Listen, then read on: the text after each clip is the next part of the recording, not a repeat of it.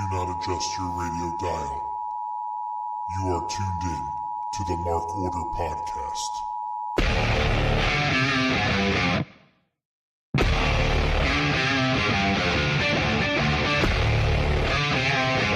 Join the Mark Order.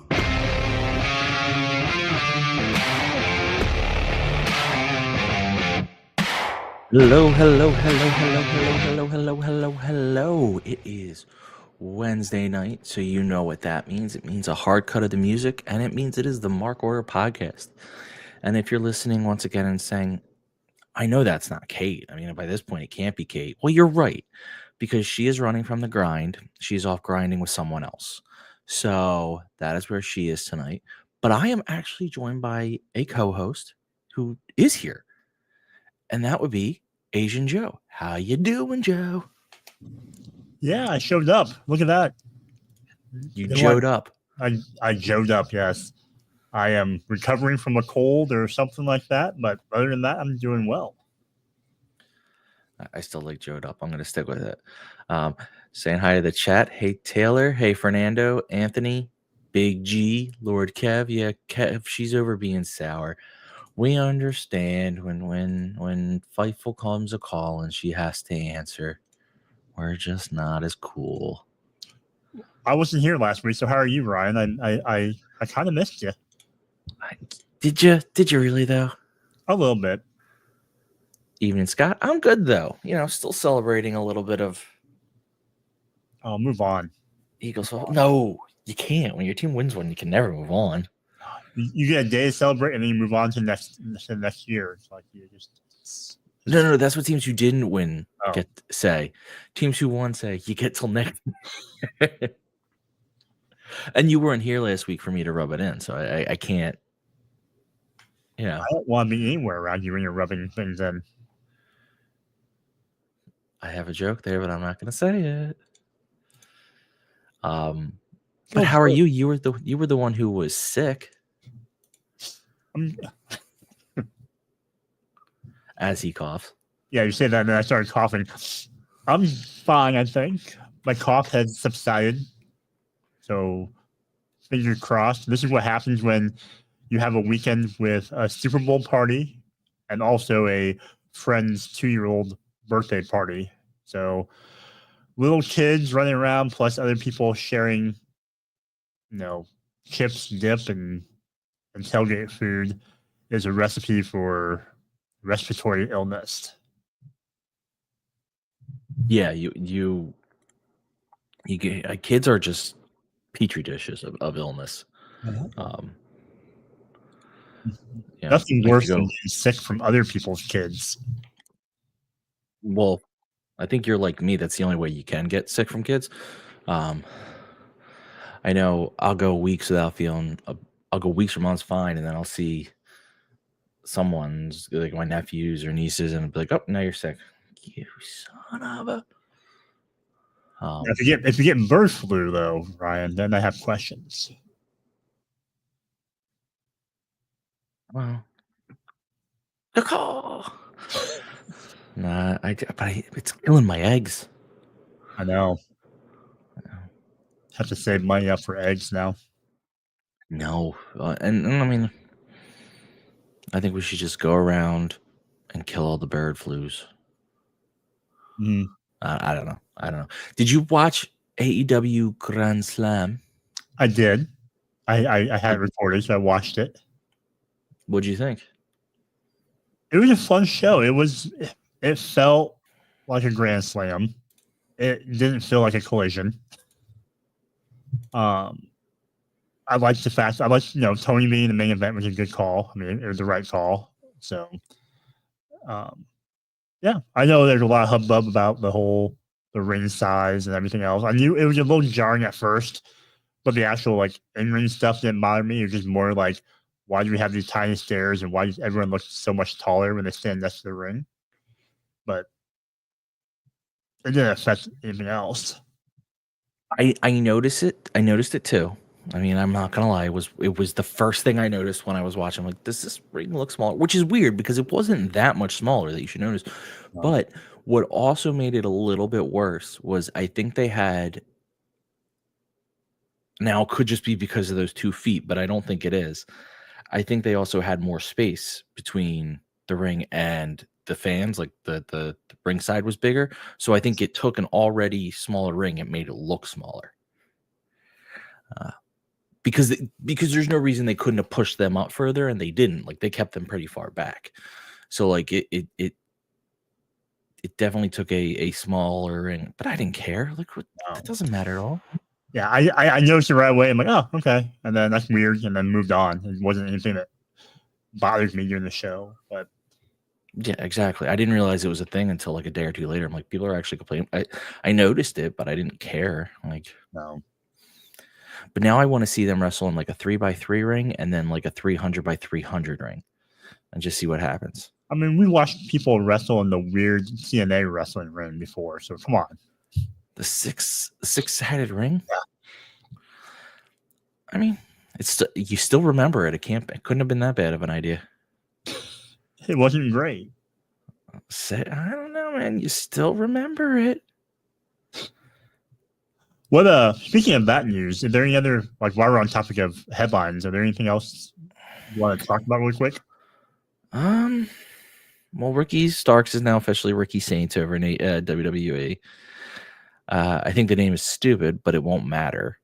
It's one of those things where, like, it's not stupid enough to cost him anything. Like, where, like, my fear was that if they gave him a name that just completely took away any of his vibe or his charisma, then I'd be like, oh, but Saints.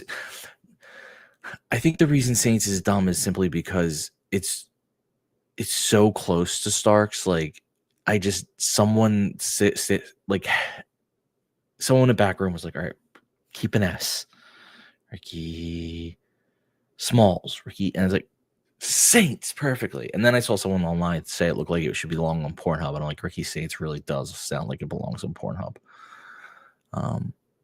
But that is what it is. I can't really complain. Any thoughts on that? It feels like a very NXT name, or like old school WWE type of name of, Ricky Saints doesn't, I don't know, it sounds like a character more than a person. It sounds like he should be a part of some kind of, D'Angelo family. I don't know. I mean, it'll probably grow on me, but yeah, so I'm surprised they didn't try Starks with a Z or Ricky Stark or. Yeah, I mean, it again. I know they like to control their Big G. Even if it's Ricky Saints, like, it's just, I don't know what it is about the Saints. It just, I don't know. It just sounds weird. Like, and it's in my house, he's known as Ricky Stanks. Stanks would have actually been funny, but it just, again, I don't know why Saints of all the names. It's not terrible. I appreciate the explanation he gave on Busted Open Radio about, how it kind of helps to, honor, recognize New Orleans. But hopefully that was the rationale. Yeah, I mean that's he named himself that. Well, saying there's a clip on Busted Open why he named himself that. Okay, but doesn't fix it. Like, he had to pick a different name, and so he went with he's from New Orleans, and but it just no. I mean, whatever. I don't care. It's not gonna hurt him. What could hurt him is if he stays in NXT too long. So I'm hoping right after Mania he goes right back up. He goes right up because, and we won't stay on WWE too long. I like NXT's actually been a lot better. This NXT isn't. Now maybe they'll turn it into it because they're doing a whole nother show. But this NXT isn't NXT 2.0 where they take guys from elsewhere and it's basically just like awesome. It really is focused on the young guys. So if a person who isn't needing to be developed stays there too long, I feel like it's bad news for them. Look at Duke Hudson. Like, he didn't need to be developed, and they just did nothing with him. On the flip side, on people going to AEW, did you hear the news on that?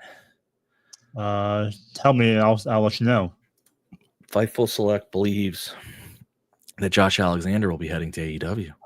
Yes, I saw that headline. Yep. Any thoughts on that? I mean, style-wise, it doesn't surprise me. But I am surprised knowing that he was with TNA, and TNA has such a close working relationship with WWE lately. Plus, he could have went to WWE and joined up with Ethan Page again. So that part kind of surprised me. But I think his style probably fits better with AEW. Yeah, I don't think he or Ethan wants to be in a tag team. So, I'm sure that's why they didn't go out for that. But, I just feel like he's a really great wrestler. I got nothing against. I like him. I'm not. This isn't a bad thing of more people like talented. They just got to make sure they use everyone they have. That's now. We'll talk a little bit about tonight. I appreciate if they start doing things like they did tonight, which is, hey, we're going to have a for number one contenders match for this belt, or we're gonna it gets other guys involved. You can tell multiple stories. You can because Roddy lost with their story, but my biggest fear is just that you now have a lot of wrestlers there, and they really need to figure out how to and they should be able to. I think with 4 hours of TV and ROH, if they ever figure that out, but 4 hours of TV, you should, in theory, be able to get all the guys they have a lot of room. They just that's my biggest concern. Just to make sure that he get otherwise, or who sits if he's getting all the attention. When Stark, Miro, and Black left, I'm not upset if a guy leaves anyway. Especially if I'm going to see him wrestle somewhere else, it's not like I'm losing him. But from a point of view, I was like, well, they're not using him anyway, and who do I want to see taken off TV for them? And there wasn't a ton, so it was like, all right, they'll go get used elsewhere. But it's like just I just don't want him to just sit on the sidelines, I guess is my thought. Yeah, with ROH not being as, we always talk about how if ROH could have a little bit more focus and be used like we hope it could be, that'd be good places for some of this talent. But with the reduction of shows, not having Rampage, so you cut your time to Dynamite and Collision. Yeah, I think your concerns are warranted, because we've seen people kind of get hot initially and then kind of get lost in the shuffle. Yeah, but hopefully they can find things like when they come in, kind of like what Ricochet is doing right now. Has some storylines, has some feuds away from title pictures. So there's two things. There's away from title picture feuds, which I think they need to do a lot more of those. And then there's what they did tonight with the title, which is what they did with the Hurt Syndicate tonight, which is they weren't on TV. Now, someone maybe facing them was briefly interviewed, but they themselves were not a focus of it. And I'm like, that's okay. Not everybody has to be on every episode. If you spread things out, it'll spread out stories. It'll keep more people involved. I hope they start leaning into that a bit more, because I'm not. It's easy. I know it's easy in my head, because I don't have to pay these people and I don't have to answer to ratings or to TV execs, and I don't have to do it. But you have enough time, and you are literally a 52-week run. There's no weeks off for you. I don't care how you should be able to spread especially with the level of talent they have, spread it out over every show and not feel like we're seeing too much of someone or not enough. Shouldn't be that. I don't know. Just shouldn't be that tough, especially with all the belts they have now. It just, and we'll get into it tonight. They do seem to be revamping a couple divisions, so I'm hoping that sticks. But I think that's all the news I have, unless you have anything off the top of your head. I don't think so. I think that kind of covers the top headlines. All right, then why don't we take a quick break? I'll plug our shirts at the end of the show. As anyone who's listened to us over the years knows, we're part of the Shining Wizards Network. And there's a lot of great shows on the Shining Wizards Network, and we want to encourage you to listen to them. But I do a very bad job of selling them, as you see when I try to sell our shirts. So instead, I let them sell themselves to you. So we'll be right back after you hear about these shows. So this is where I put on the commercial overlay. And then I hit the We'd like commercial. to thank each and every one of you for tuning in every Monday night to listen to The Shining Wizards. If you'd like to continue to support us outside of listening, we've got a few ways for you to do that. If you shop at Amazon, go over to amazon.shiningwizards.com, do your shopping as usual, and when you make your purchase, a little bit of that purchase price will go back to support the show. If you like to wear t-shirts, merch.shiningwizards.com will take you to our Pro Wrestling Tees store, where we've got over a dozen great designs from over 11 years of professional wrestling podcasting. You can become a Patreon supporter at patreon.com/wizardspodcast, where each and every week we call out your name as one of our show producers, and the more you support us, the more things that you're entitled to receive, and believe me, they are fantastic. If you can't support us monetarily, if you don't shop at Amazon, that's absolutely fine. Continue to listen to us wherever you listen to us on the World Wide Web, and make sure you like, rate, review, subscribe, do all that good stuff. Doesn't cost you anything, helps us out, and we can continue to bring you the love fest that is The Shining Wizards. What's up, folks? It's your boy, the Impact Player, Mr. Philly Ray, inviting all of you to check out the Turnbuckle Throwbacks Wrestling Podcast. Join us as we cover all things current in the world of pro wrestling, as well as paying homage to the old school, the Squared Circle. So listen in and find out why we are the recognized symbol of excellence in sports entertainment broadcasting. Find us on all social media platforms and anywhere you get your podcast from. And as always, we are the proudest members of the Shining Wizards Network and Rant Entertainment Media. Are you tired of being lied to every day by the mainstream media? Do you want to know what's really going on in the world? Do you want to make up your own mind about things and not be told what to think or say? Then listen to Inconclusive Breakdown, a weekly anti-PC look at the world of entertainment and current events, brought to you without censorship or filters. You can find us everywhere you listen to podcasts, BitChute, and on ShiningWizardsNetwork.com. And also, we're a proud member of the Shining Wizards Network. Got 30 minutes to kill? Come check out 30 Screams or Less, where we review a horror movie in 30 minutes or less. We cover new movies and old ones too. We'll give our honest thoughts on the movie, good or shit, as well as a rating of each one that we watch. New episodes weekly, available on the Shining Wizards Network and wherever you listen to your favorite podcasts. I'm Steve. And I'm Corey. Come check us out at 30 Screams or Less.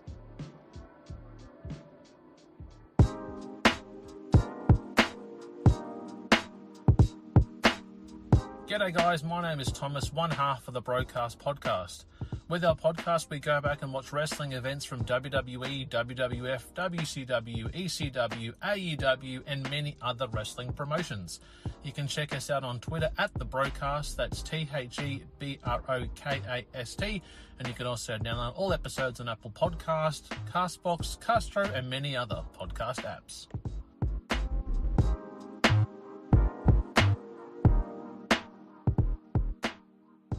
You like your music heavy? Then check out Radioactive Metal on the Shining Wizards Network. For over 16 years now, Radioactive Metal has been one of the longest running podcasts. Over the years, we've interviewed some legendary metal acts, had some awesome discussions, and cranked a hell of a lot of tunes. So join your cool Uncle Snowy and his co-host Aaron for the audio mosh pit that is Radioactive Metal here on the Shining Wizards Network. Well, the action is underway!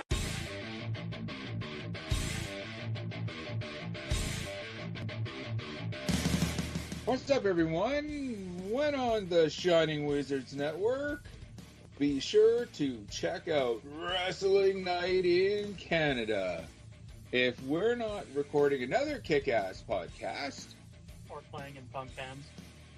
Or recording kick-ass heavy metal albums, then we're sitting back, we're grabbing a couple brews, and going over everything to do in the world of pro wrestling.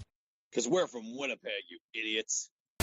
The Mark Order Podcast is the only show you need if you're looking for dedicated coverage of everything AEW on the Shining Wizards Network. Join us live on YouTube every Wednesday night at 10:15 p.m. Eastern after Dynamite to chat along with the show. If you can't join us live, listen to us on your favorite podcast platform. Follow us on all social channels at Mark Order Pod and use the hashtag #JoinTheMarkOrder, because if you don't find us, we will find you. I'm Kevin Rowe. I'm Al Day. And we're a couple of down under pounders that co-host Rogue Day Dots, an action figure collecting podcast where we talk about, well, just about anything that tickles our fancy at any given moment. We're grumpy old men, and sometimes people get on our nerves. And when you get on our nerves, guess what? You get off the lawn. Get off my lawn, asshole! We also go on a little bit of a mission. We go back and we're grading every wrestling figure line that's out there. I'm talking LJNs. I'm talking Jacks. I'm talking Hasbros. Who doesn't like a little Hulkaplex? It's a Gorilla Brain Wrestling podcast production found on the Shining Wizards Network. I'm Duke Bags. Kevin Rowe. And together we are the co-hosts of Your Duke and Road. If you want to hear about some terrible wrestling shows, we got you covered. Well, we talk about good ones, too. We're currently talking about the death of WCW. I know what we're fucking talking about. Sometimes we get guest spots, like from the Taskmaster. I like to listen to the Year of Duke and Rope podcast. They're funny guys. That I like when they talk about the Nards plows. I like Nards plows. That's a good move. And I like the Dungeon of Doom. You know, sometimes I call my butt the Dungeon of Doom. Thanks, guys. Yeah, Oklahoma. Let me tell you a little bit about my favorite wrestling podcast. All right. It's a podcast for two men, Duke Bags, Kevin Rowe. They talk about professional wrestling. It's a man's sport. All right? And who better to talk about a man's sport than Duke? Oklahoma. And once in a while, Vince Russo stops by. Oh, you piece of shit! If you're not listening to the Year of Duke and Rope podcast in the back with the boys, you piece of shit, I don't know what you're doing. It's, you gotta slide one in there. If you're a man, you're talking about something only a man can do. You're talking about sliding one in there. Bro, take the time to slide one in there. All right, bro, you piece of shit. Slide one in there. A Gorilla Brain Wrestling podcast production that you can find on the Shining Wizards Network. And we are back. Now, Joe, it's no longer going to be a surprise to you because I didn't realize you had seen them. But I will be. So now I got to figure out how to get them in here because I was holding off on these on purpose to not. I know that sounds weird. Hi, Kylie. 2LT photo. 2LT is so 2LT took it upon himself to help redesign our thumbnail game, I guess is the word I should say. And as part of that, he also took it upon himself, and this is a good thing. This isn't to provide us with some digital art, I should say. Now I'm just struggling to add an image. Like, isn't it just what? I'm just along for the ride, like the rest of us listening to you fumble over this. I will. If I knew you had seen them, I would have had this done, but I didn't want you to see it before I had a chance to. Nope, that's just me. That's just me hiding my camera. I didn't want you to see him before I had a chance, and then why I hate. Oh, whatever. I'll do it the old-fashioned way. Yeah, there you go. You do the old screen share. Yeah, I thought there was a way to just put them up here, and there is. But again, So let me pull them up real quick on the. Yes, thank you 2LT, 1LT, whatever number LT you are today, for your artwork and your time.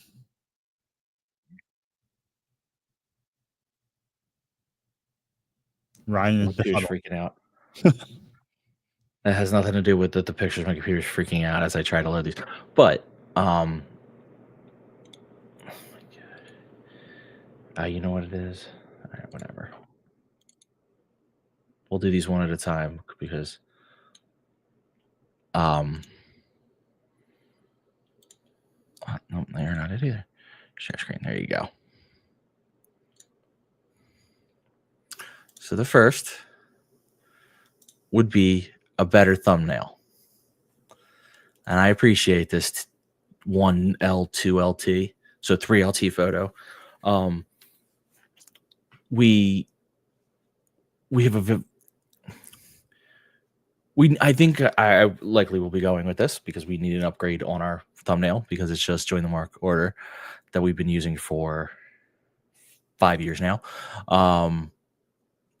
And I think having the Dynamite post-show review in there is fun. Now, the interesting thing is, and I'm going to stop, is the pictures, the individual pictures. So we'll show Kate first because she's not here, so who cares? There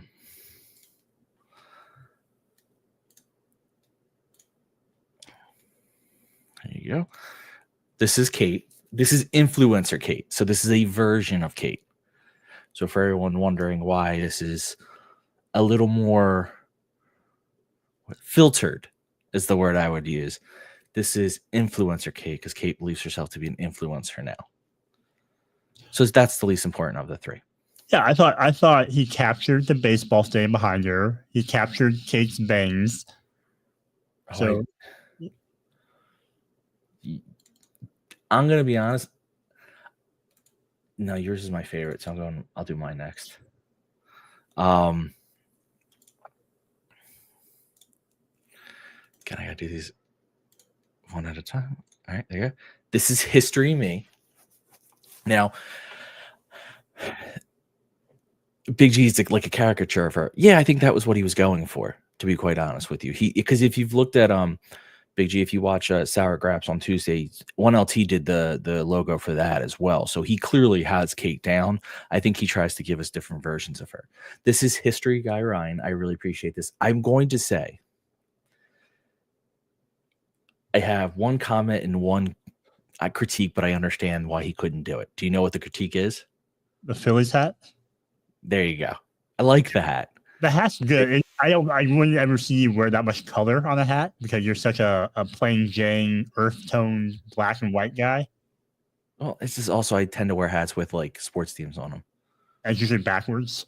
Yeah, but I can't complain because it's actually very well done. And though I don't always have a beard, I always have some form of 5 o'clock shadow, so that works.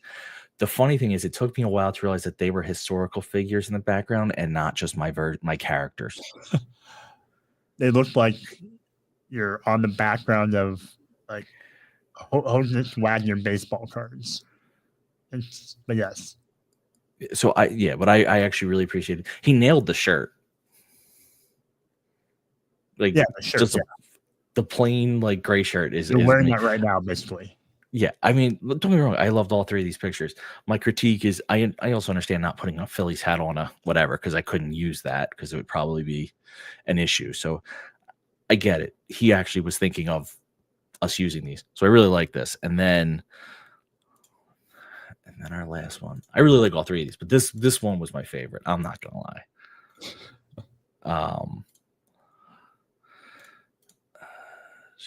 There you go. And there you go. And there you go. And you eating breakfast is by far my favorite. The more I look at it, I look like an Asian Bobby Hill. And it makes me like it even more.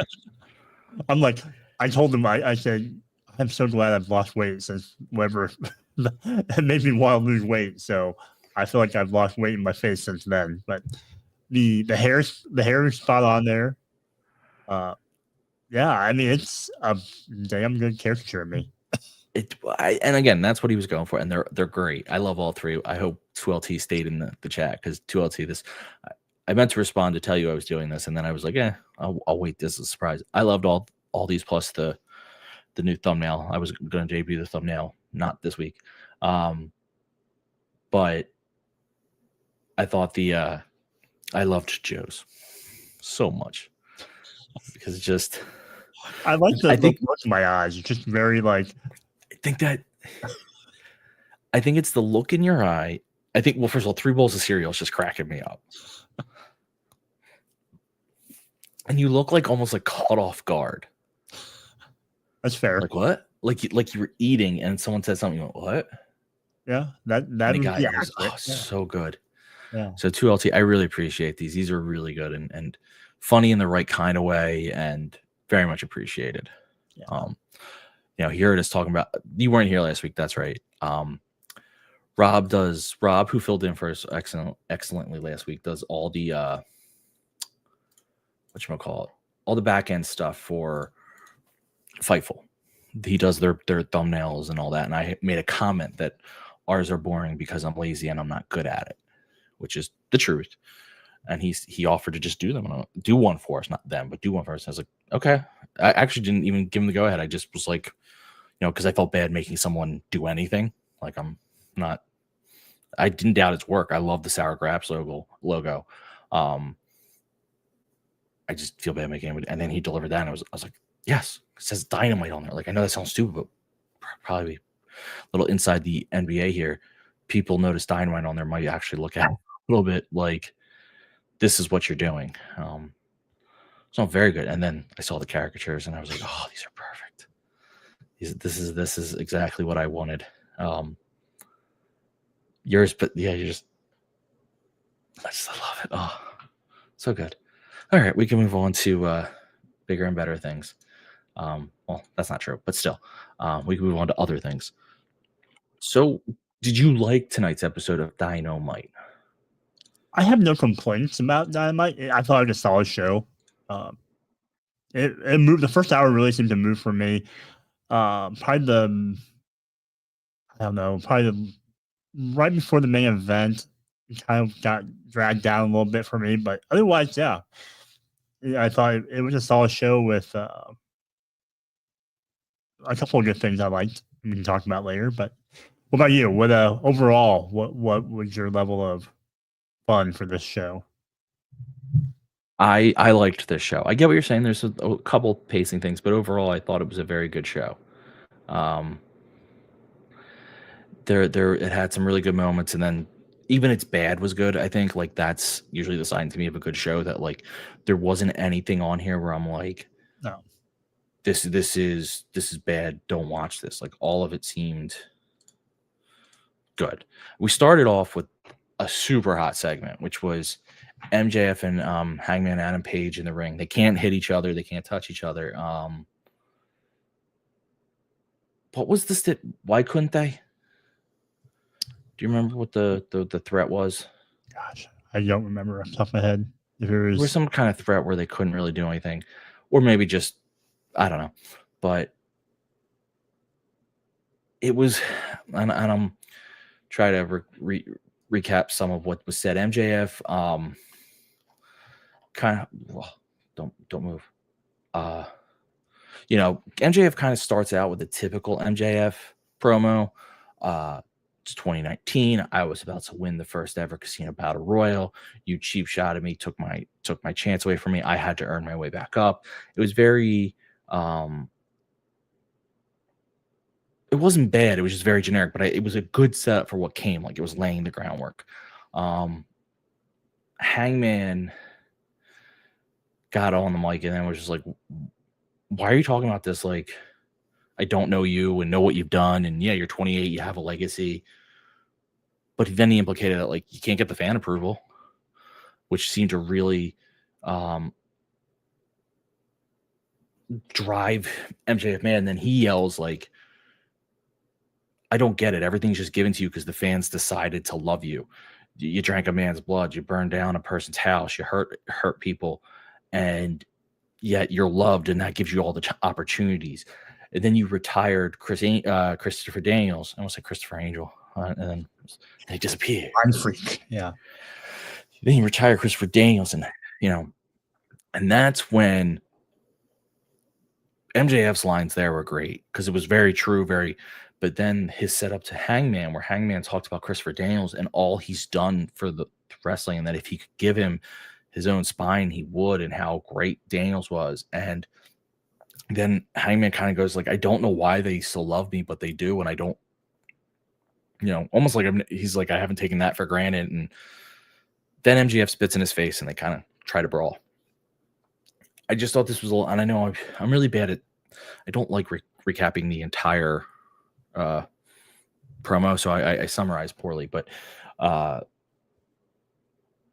it was good from both guys. True, like it was good in character development. You had MJF once again getting into the real of his issues, which is he can't get the crowd to love him. He wants the crowd to love him. That will always be at the heart of who MJF is that even though he always turns back to the heel move, he secretly wants to be loved. Like it's just what he wants.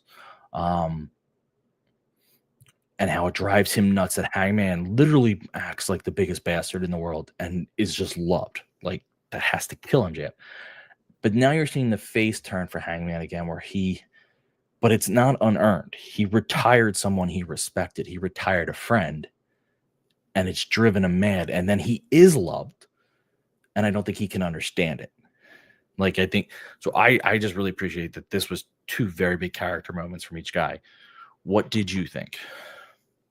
Yeah, building off what you just said, I like the history lesson of their relationship going back to 19, and then talking about how he beat him in the Casino Battle Royal, or how and then how MJF won for the ring against him. So I'd like that they have this history between them, and that MJF's character is so driven by this chip that he puts on his own shoulder. Of not being good enough or seeking approval or admiration from others. I think that's fun for character development, and him pointing out all of Heyman's horrific aggressions that he committed. I think it's a fun way for Heyman to try to atone for everything he did in this kind of character arc of him going back to being a face. And Heyman kind of looking at himself and learning to love himself again, kind of like what Christopher Daniels wanted him to do, where MJF had a hard time. He's seeking love from the fans, while Heyman was kind of trying to love himself. And I think that's an interesting, dichotomy between the two characters. And then when Christopher Daniels comes out to help break up the fight, and when telling, Heyman, that's the man who he always thought he was, and that's now he knows that. I think that's it's interesting that his retirement match was kind of a catalyst to this change in Heyman. I actually really like the way you went with that, like that Hangman is finding, like trying to love himself again. Which, listen, you take out a laptop, but I really appreciate that. Whereas MJF's constant thing is that I can't get others to love me. I actually really appreciate that's a great point. It's very different, and I think it's the greatest thing they've ever done for MJF, that he's consistently just wanted to be loved, but never said it. Like he'll never flat out say, "I want this." He just has made it readily apparent. And the time that he looked happiest was when the crowd was behind him. So like, it's a very good. They've been consistent with his character in that way, and I really appreciate that. And Hangman, Hangman needs to love himself again and accept that why the fans like him, even though he's done some of the most evil things you can do.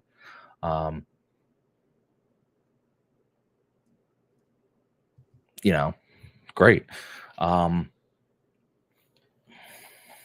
So then we get a recap of Grand Slam. Roddy has a short little whatever about his match tonight, and Kyle O'Reilly says that like Orange is his boy, but Roddy is his guy, or I love you, whatever. It's fine. That was nothing. But we do have, I don't know if you call it the official debut because they've wrestled together before, but it's the debut of the name, as far as I'm aware, of the Ops, PPS, of Hook, Shibata, and Samoa Joe versus the Patriarchy, Christian, Kip Sabian, and Nick Wayne. This was a fairly back and forth match. I actually really expected the Patriarchy to win with some shenanigans, some tomfoolery. But the Ops won with a red rum from Hook on Nick Wayne, which is very interesting that the two young guys were the finishing of the match. So, two questions for you. One, obviously, the big one is, what do you think of the match? Two, I am viewing things like giving these three an actual team name and they've had more trios matches recently. They actually defended the titles recently. I am hoping upon hope that this is them actually investing in the trios division again. Do you agree with that, or do you disagree? Enlighten. My heart hopes is you're right that they are, with all these branding of trios teams, whether it's the Patriarchy or Ops or like now they have names attached to all these groups. It'd be nice. I'm a little concerned that they probably won't, but someone has to step into that trios world now that the House of Black is no more. So you need another kind of face trio team of just badass people who beat people up. So I think the Ops work, even though I hate the name, but that's my own axe to grind. The match itself was about what I expected. I thought Kip Sabian would get whooped up on. I feel like he's kind of the guy who takes a lot of beating. But I'm just kind of curious, like, how much longer they're going to do the Patriarchy and how much longer, Nick Wayne gonna keep wanting to be the whipping boy and keep taking losses and keep sacrificing himself for Christian. Yeah, I think that's the story they're eventually going to tell there, is the Nick Wayne emancipates himself, even though he's obviously an adult at this point, but I would still phrase it that way, because that's the beauty of that story, is that one of two, actually, no, it not necessarily, I rephrase it, I'm thinking this through, and it depends on how long they drag it out, but there is a story where he betrays Christian Cage turns face from it, Edge, Adam Copeland, that's how you reunite Christian and Copeland for whatever run they have, because they should have a tag run at some point. I will also point out this Saturday night we have a Trios Championship match featuring the Death Riders versus Garcia, Cool Hand Ange, and Daddy Magic. So this is now the second time in a row, the second week in a row. One was on Dynamite, now it's on Collision. Second week in a row, you have trios being defended. I don't even care that I know who's going to win. Trios are being defended. It's huge. Well, maybe you're right. Maybe they are going to put an emphasis on tag team and trio wrestling. Yeah, I know, but that is how you use up a lot more wrestlers. You put them in tags and you utilize tag division. You put them in trios. You can have trios matches. You can have singles matches with the trios guys. Like, there's a whole lot of stuff you can tell there that really puts everyone on TV, gets them all over. Just my humble opinion.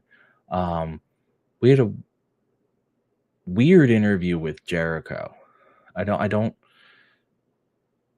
He was mad at Renee for the way she was asking questions, and he's like, why do people dislike me? I need to teach a lesson. And then he offers Bandito a shout out for the RH Championship on Collision. It just felt weird to me because it it's not the way he's been handling the learning tree, so it just felt a little off. I don't know. Maybe you read it differently. To be honest with you, I kind of zoned out. I knew that he was talking about Bandito, and I'm just kind of hoping that Bandito takes the title off of him, because I think that'd be good for Bandito and be good for ROH. But yeah, I mean, that's fair. Why wouldn't you? What I hope you paid attention to was the Big Bill versus Powerhouse Hobbs match. It was a street fight. They were both in jeans. I love that. That is one of my favorite wrestling things, that when it's like a street fight, the guy comes out in jeans or other versions of a street clothes. Like, I don't know. I still think even if I was in a street fight, I would wear wrestling gear. Well, yeah, maybe I'd wear pants or something, but you'd be packed. You just come out there in your gear. Like, if you're willing to fight it in a cage, why would you? Like, it's the most comfortable fighting gear. Now, I get jeans if like you're dealing with certain stuff could absorb some like scratches and all, but like, I don't know. This was just a brawl, a fight. I think did Hobbs get busted open at one point? I mean, he had some crimson mask. Yeah, because then it was on Big Bill's like stomach, and it just looked funny to me. It looked like, I guess because the tanner Big Bill used, it almost looked like he had syrup on him. What's his name? Bounty Hunter made himself known, but Powerhouse fought them both off. Would you call it a choke slam, or would you call it just a slam into the table with Bounty Hunter? Threw him through tables, I guess, maybe the more accurate way to say it. He slammed Big Bill into a barbed wire table, and then he hit him with a well, he didn't slam him. He knocked him off into the barbed wire table. But the most interesting thing they did that I loved was they had a backpack, and they had Hobbs hit Big Bill with the backpack, and then when they opened it, it had broken bricks. And I'm just like, that's so great, because it's so like cheesy, and I love it. Powerhouse won and looked like a monster. Big Bill's still awesome. That's not a knock on him, but just Powerhouse really establishing a little bit of his monsterism.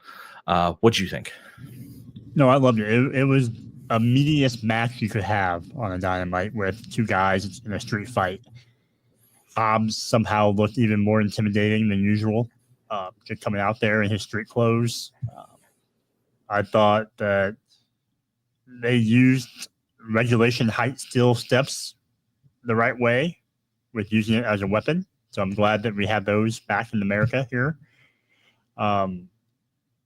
The only thing I had issue with like the finish was a little flat for me. Like, they beat the living hell out of each other, and then he kind of like choke slams him or drops him into the barbed wire table, and apparently Bill can't get up because his arm is tangled up in barbed wire. I mean, it would be a reason not to get up. Yeah, but like your feet can still get up. Like, you can. I don't know. It's just like I wasn't sold on him being like unable to stand up or get up because his arm is stuck. That's true. Though you don't want to tear your arm up with barbed wire. But I'm with you. I'm interested to see what they do with Hobbs though, because I feel like we've seen this before where they heat him up and then there's not a great plan for him, or he's unfortunately gotten hurt in the past. So I'm interested to see where he goes from here now that he's hopefully closed this chapter with Big Bill. Yeah, like that's the thing. Like, they've done this with a couple times with a couple different guys where they've heated them up and then they've cooled down. What I like about this is they brought him in, they heated him up, he lost his match, but they immediately put him into something else that not reheated him, but like kept him going. So if they can do that, he doesn't have to go for a title. As they're showing with Big Bill, you don't have to go for a title. You just have to be in something. There's a lot of guys that they can have in feud. You know, it doesn't always have to be a big guy versus a big guy. Like, he can have, you know, a match against anyone. So I'm with you. I don't want it to calm down, but we'll see. Quick interview with Brian Cage and Lance Archer saying they're going to call it the Hurt Syndicate. Actually love this. Yeah, that is a what? I mean, it's cool that there's going to be like a big powerhouse match of a tag team battle. Like, what? They're losers. Yeah, Brian Cage and Lance Archer, they lose. They're for being big and tough as they are, they lose. Yeah, but anyone facing Hurt Syndicate right now is going to lose. I know. It's just like, I don't know. I like it. I'm like, hey, you have these two monsters going against the Hurt Syndicate. It's the only team right now that we're sticking in universe. In universe looks like they could beat the Hurt Syndicate based on size. Everyone else the Hurt Syndicate faces is going to be smaller. I mean, even anymore, Shelton Benjamin's not a small boy. Like, he's a big man. It's kind of funny. He's so athletic. You don't realize how big he is until he stands across someone. You're like, oh, you're a big dude. And of course, Bobby's Bobby. So, I mean, I'm interested, but okay, that's fair. You wanna hate, you can hate. Double or Nothing will be in Arizona, so that's not relevant to either of us. Toni Storm has her segment. She won in front of friends, family, former lovers. Says she's happy she beat her with a small package, but maybe Mariah should have worn protection because Tony beat her with because Tony railed her with the biggest package there's ever been. And then she said she's in a movie, Queen of the Ring, and then she'll face, she says a bunch of stuff, and then like a bunch of funny, whether they're here for the chins up, their tits out, or if it's Chris Hinter to Will Nightingale or to Wendy Richter. It was a very funny, good first whatever segment for Tony, where you didn't expect her to have an opponent immediately lined up. Any thoughts on this timeless promo? No, I think it felt like her victory lap promo, coming back with the title. Just bringing back the timeless character full go now. So, yeah, she's back. She has the title. All is right in the world. I'm curious to see who that person will be to challenge her. I'm sure it'll probably be maybe something small and not like a long-term story. But also, what happens to Mariah now?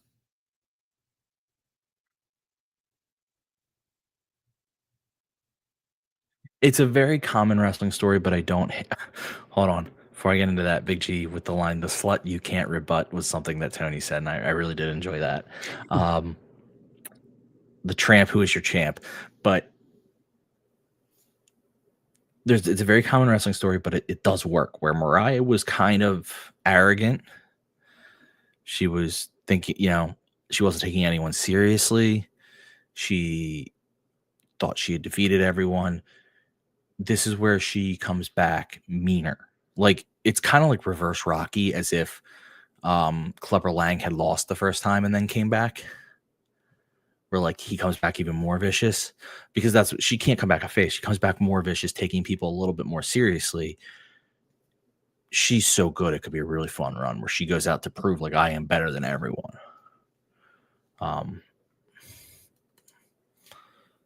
At least that's my opinion. I don't know if I just think that's the natural story. Yeah, I don't mind that. And I almost like maybe have a storyline where she, go back to Japan, whether she does or doesn't, and recapture some of that, hunger that she had to get to where she is today, to help fuel her now that she doesn't have the title anymore. Well, that's where I think you could have her. I don't want to have her go crazy, because that is too common a trope. No. But you can have a thing where you see her, like they do a vignette or something, where she is so clearly mad and distraught or upset that she lost her title.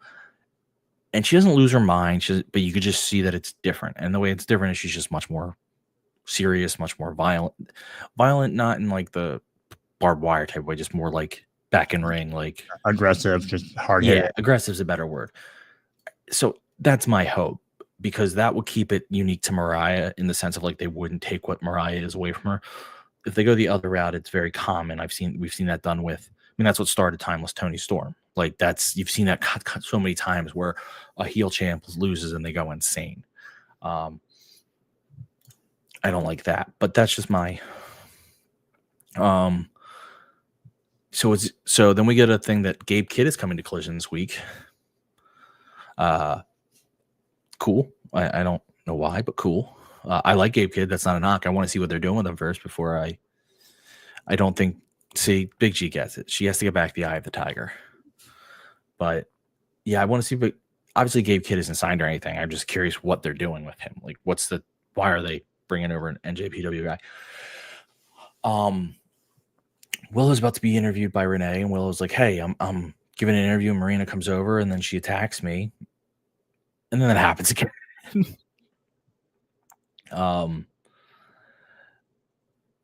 And I'm just like, part of me is like, why is anyone here walking around unarmed? You know what's gonna happen. Like, they're like, if you're talking, just have a bat in your hand or something. So when she runs up, you swing it. Because what turned the tide was that Marina had the briefcase and hit her with it. So like, whatever. But what was really cool here is that Mox grabs the camera that was interviewing Willow and walks it out, which then walks out to the entrance ramp, which was a cool shot. And they come down the ring where Mox then calls out Copeland and trashes him. But then Switchblade responds and Pac walks out behind him. But then, oh my God, Adam Copeland's here. And they have a big fight. Copeland and Copeland gets out Spike, which he'll never use. Could you imagine if they had him use it one time? I mean, if he uses it, it'll be on an inanimate object like the briefcase. No, but Spike has all those nails on there. Right. So my thing is, what if? Hold on, I have a theory here, but I'm developing it, so I'm going to answer Scott's question while I do it. Willow is being disrespected in the sense that they're setting up a feud with her and Marina, and she is the best baby face to help to make Marina heel, because Marina is getting over as a baby face in this feud in the Death Riders. People love her. So I'm just glad they're giving Marina someone to like attack, actually fight. Yeah. Otherwise, she hasn't been doing much other than carrying a briefcase and helping usher John out of trouble. I agree, but what I think you do is, I think what they're doing is like they know that Marina, like the moment she picked up Renee, like all that stuff, she's getting over as a face almost. So you choose so if you wanted her to stay heel, you choose the biggest baby face for her to feud with, and that's Willow. I mean, no one's choosing anyone over Willow. But what you do with Spike is you have someone, and they have to be wearing like a shirt or something because they're gonna have a pad. And you have fake, obviously not real nails. They have to be so that if there's a miss, and he swings the pad and it swings the spike and it hits the pad, but it looks like it goes into the person's back. That's why they'd probably get in a lot of trouble for that, but I think it'd be funny. I just want Spike to be. I'm just waiting for someone to combat Spike with a bigger board with a bigger nail. Or a hammer. I have a hammer for all your nails. Big G, they will have to uncuff the briefcase from her hand if she has a match. If it's sanctioned. If it's not sanctioned. After that, do you have any thoughts on the brawl or anything? No, I like the Blade Runner into the spear. I thought that was a fun little combo between Jay White and Copeland. Yeah, I don't. It's still a weird pairing, but I'm liking Jay White in this a lot more than I do Copeland. Yeah. I just like the Jay White staying in the main event. Then we have Renee do a quick interview with Mercedes that Momo Watanabe challenges Mercedes to an AEW TBS championship at Revolution. Your Simpsons reference was appreciated by Big G. I got distracted and missed it, and I'm very mad at myself. The House of Treehouse The House of what? The Treehouse of Horrors with the aliens. Oh, we're talking about the nail thing, man. I already forgot it, and I did catch it when you said it. Yeah, because it was the monkey paw episode. I know. Yeah. And I wasn't. I thought there was another one that I missed, and I was Nope. very upset that I missed it. Because you see at the end of that episode, Mo chasing the one of Kang Arkoda's off with the nail in the board. So, yes, I remember. I don't know much about Momo, so I really have no thoughts on this. I don't either. I think it'll be a fun matchup. I mean, she's not going to win the TBS title, but it's a good. I think it's kind of a good pacing to every now and then have the kind of like one-off matches with Mercedes, where there aren't storyline driven. So I'm okay with it. Yeah, that's fair. I just don't know a lot about her, so I'm not against it. I'm very excited to see what happens because anyone who comes from Japan usually puts on a banger match. I just don't know a lot yet, so I want to see that play out. We then move into a women's match of Chris Statlander versus Megan Bayne. So just the powerhouses of the women's division going at it. And it was that type of match where they were trying to they started out by circling each other, which was pretty funny. But it was kind of a match to show who's tougher, who's stronger, who's better. And it was back and forth.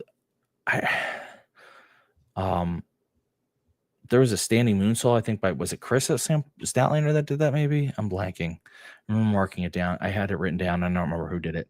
I just said standing moonsault because I always think those are cool. This ends though with Penelope Ford interfering, stopping Statlander from landing a move on Megan Bayne, and then Megan Bayne finishing off Statlander with the fireman's carry.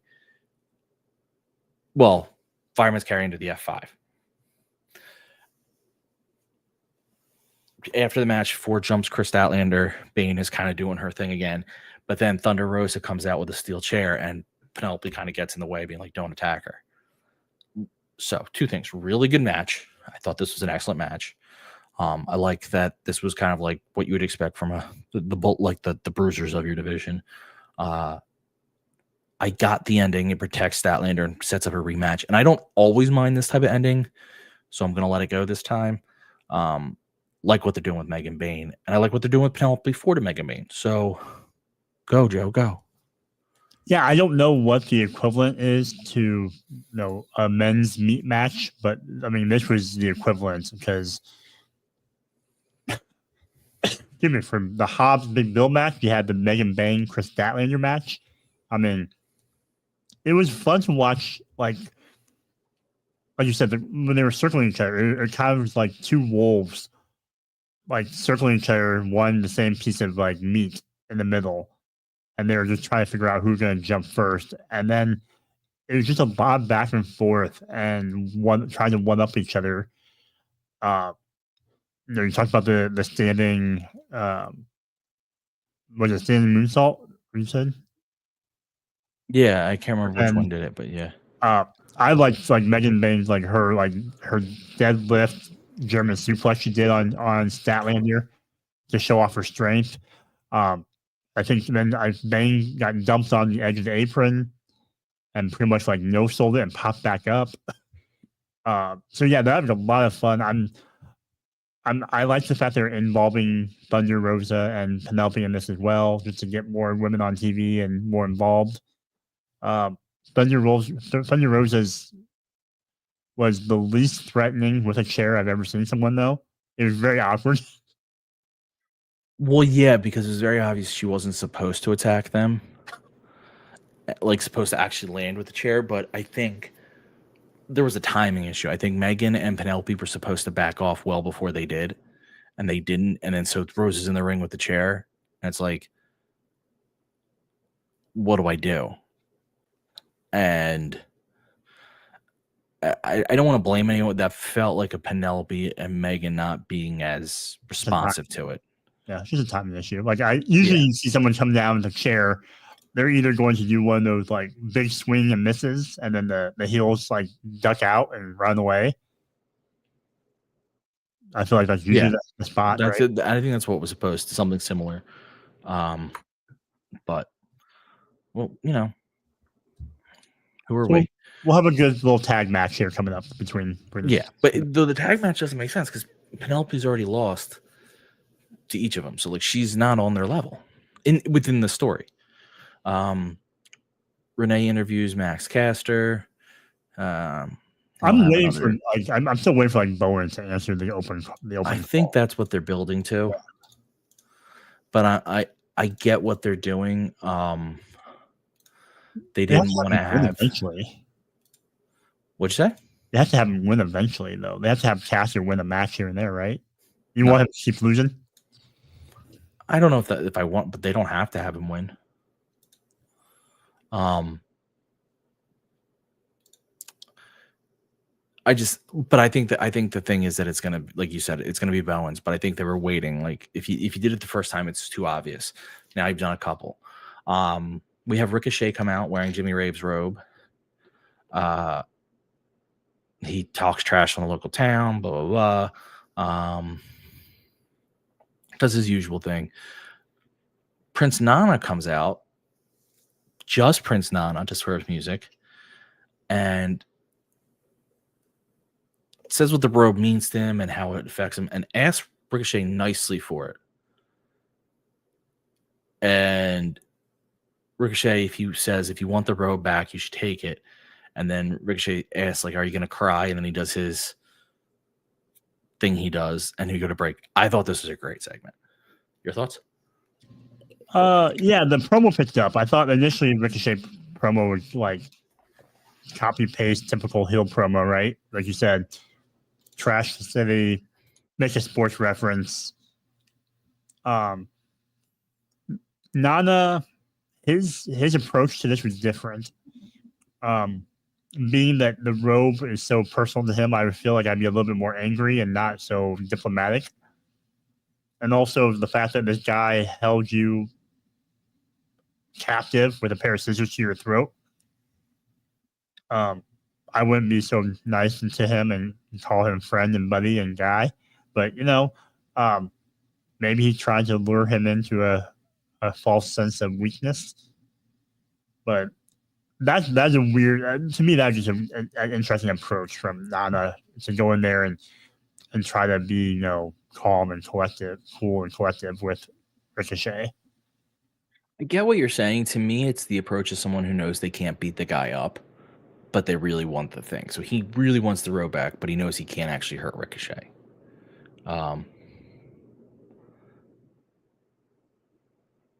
That's just my... If he could hurt him, he probably would be doing it differently. He can't. Yeah. So, he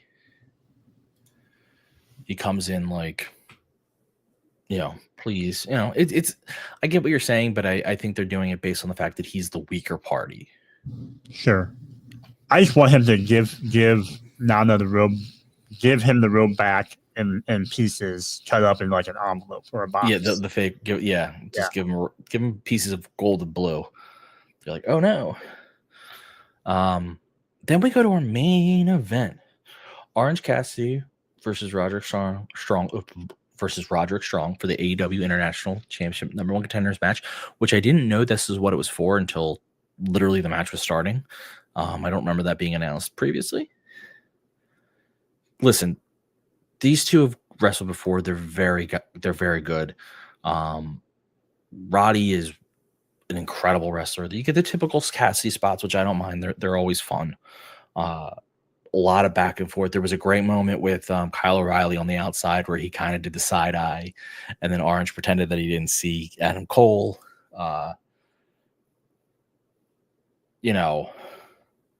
It's I'm trying to think if there was anything. It's just a really good match. And the problem is like, okay, so they announced it on Grand Slam. Clinton and Big G saying, I missed that. That's my fault. It's not that there wasn't any good moments. I'm just struggling. That's just my thing this was. No, I get it. Because you've seen the match before between them, right? Yeah. Yeah. And being the main event, I was more curious, like, what's going to happen? What's the outcome going to be like? Who's going to win?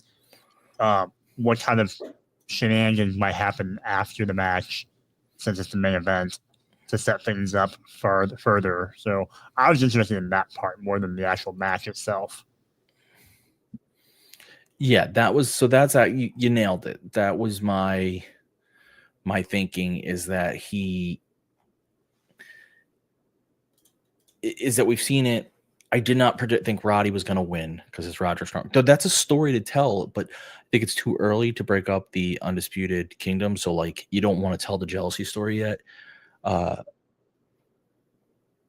So I just was kind of like, it was a very good match, and I'm okay having matches for matches. And this wasn't a match for a match sake. There was stakes on the line, but like you, I was kind of just waiting what was going to be the end of it. So that's where my mind was. Orange Cassidy did win with the orange punch.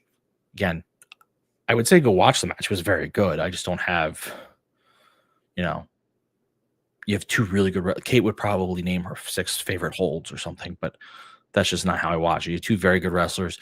When Orange wrestles a smaller guy, he's not out of the match as much. Like when he wrestles a bigger guy, it's constantly him coming back, trying to figure it out. When he wrestles someone like Roddy, he has moments of control. He has moments where he's leading the way. So that's the only difference. After the match, Tony Schiavone comes in to interview Orange, but before he can talk, the Callis family comes out, and you have Don Callis, and you have Takeshita, and you have, what the hell is his name? What is his name? Oh, Davis. Mark Davis. Mark Davis come out, and they start beating up on Orange Cassidy, who just had a match. At one point, Callis delivered a kick, and it was one of the worst looking kicks I've ever seen. But then you hear Kenny's music. So Kenny comes out. He fights through. It's still close. But then Orange Cassidy gets rid of Davis, hits a Slumdog Millionaire on Stundog Millionaire on Takeshita, followed up by the V trigger and then Orange punch on him. And then that's the end of it. I mean, it was good. Orange is now going to wrestle Kenny at some point, probably. I just don't know why, but I just know that seems to be how they would do these things. But Orange is going to wrestle Takeshita for the title, but I just have a feeling Orange and Kenny are going to wrestle again, and I don't know why. What did you think of the beatdown? Yeah, I'm interested to see Mark Davis be all in on, doing the Don Callis family business. In the past couple of weeks, he's been kind of, hesitant, right? He's been having to get told to get into it by, Lance Archer or Brian Cage or whoever. So I'm just trying to see him so gung-ho this time. Orange, I was interested to see him back after the Death Rider stuff, back in his all, light denim blue Canadian tuxedo, and him being a little bit more jokey and fun throughout this match, and like he used to be. So that's interesting to go back to that character again. Post match with Takeshita and that, I have a feeling if we're going to get a triple threat match between him and Kenny and Takeshita. I guess maybe that's what to me, you don't have Orange and Kenny have a moment. Now, I know there's a possibility they team up, but still, you don't have them have a moment and then not follow up in some way that they have to wrestle. That's, I guess, where my head is. Yes, I know Takeshita has the title, not 2 Orange is going against, but it still feels like something's going to happen there.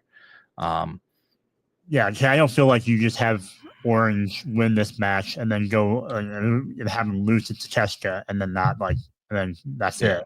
That'd be weird. Yeah, I mean, to me, I think this exemplifies the problem with the Death Rider story. There was no ramifications for Orange Cassidy. His character comes out same as it went in. He could have had I don't want to say major, but he could have had a nice character arc there that I don't think he ever really had. He started to, and then it just fizzled out. But yeah, I don't know. I liked the match, and I'm excited for Orange versus Takeshita, and I'm excited for whoever wins that versus Kenny. So Like you said, it could be a triple threat. I don't know. But that's our Dynamite. Overall, both of us enjoyed the show. You thought there was a little bit weird pacing, but you know, I get it. You're a hater. Yeah, sure. I'll be interested if they do some more follow up on storylines on Collision from Grand Slam Fallout. Like, what happens to Mariah? What happens to Harley Cameron? What happens, to some of the other people who we didn't see or hear from tonight? That's fair. Yeah, Harley Cameron had a moment at Grand Slam, and deservingly so. Big G thinks the whole point is to get Takeshita a win before he drops the title to Kenny. I mean, there is that. Because it would be a big win because it'd be orange. It's not like beating, for better or worse, it's not like beating Roddy. It's beating Orange, the guy who's had this title, the guy who defined this title. Yeah, that's true. So we'll see. All right, so that wraps up our show tonight. I know it's it's not that quick, but quickish. Joe, when you're not here, where can you be found? You can find me on various social medias @_Asian Joe. And I will eventually have a serial review again. I still have a Friends serial to do. And you can find the link to that serial blog in my bio on my social media. And I will hopefully look like the caricature that 2LT Photo drew of me. Well, just make sure when you're eating you're careful, because no one told you that it's going to be that way. Job's a joke. When I'm not here, you can follow me on all our socials @MarkOrderPod. You can also follow my history blog, hereforhistory.com, @_hereforhistory on Twitter, @hereforhistory on other socials. But if you want to support the show, please like, subscribe, do all that fun stuff. You can also go to our Pro Wrestling Tee store and buy one of our 4 t-shirts. All of them are available, and you should buy all 4. You should buy 4 or 4. You should buy 4 or 4 or 4. Logo in front, words on front, logo on back, logo, words on front pocket with something on the back. That's how I describe the shirts. That's forever how I'm going to describe the shirts. You should go and buy all 4, so you have something you should buy 7 shirts. So buy 7, 1 for every day of the week. But what if you have to get changed? You buy 14. That way you'd have a change during the day if you need it. Ryan, I'm going to be honest with you. I like your description of the shirts better than when Kate does it. Oh, thank you. It's quick and to the point. If you want to know what it is, logo on front, words on front, logo on back, pocket logo with words with logo on back. You know what I'm describing right away. But with that, I'm going to say thanks to the chat, Big G, Scott, Kylie, 2LT. 2LT, thank you for the thumbnail and the other pictures. I loved them, especially Joe's. I really liked mine. That's not a knock on the others. It's the facial expression of Joe coming, like the eyes. You're right. It's the eyes. Like you seem surprised. Thanks for checking us out, Lord Kev, Fernando, Taylor Cannon. Thank you all. With that, you're going to hear me go media asset, outro overlay, and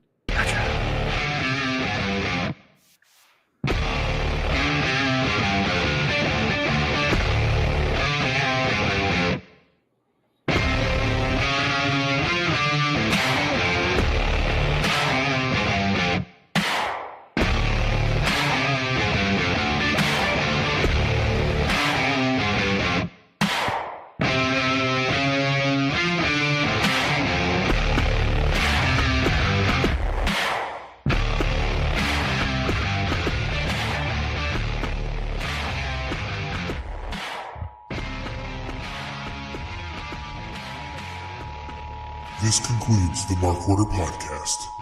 We now return you to your regularly scheduled programming.